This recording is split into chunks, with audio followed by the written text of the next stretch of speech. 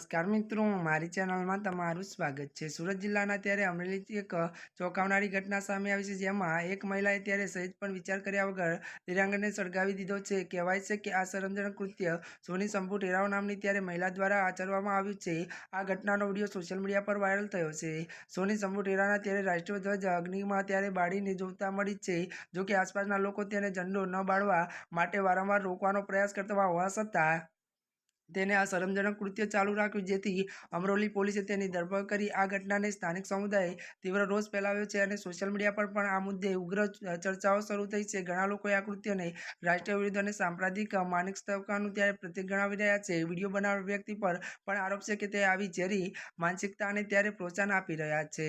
વધુ વાત કરીએ તો સ્થાનિક લોકો અને નિજીમ ત્યારે ઘટના શરમજનક અને રાષ્ટ્રીય અપમાન છે ગણાવી છે અને આવા કૃત્યો કરનારો સામે કડક કાર્યવાહીની માંગ કરી છે। આ ઘટના એવા સમયે બની જ્યારે દેશભરમાં ત્યારે રાષ્ટ્રધ્વજ અને રાષ્ટ્રગાનનું સન્માન કર્યું છે, દેશભક્તિનું પ્રતીક માનવામાં આવે છે।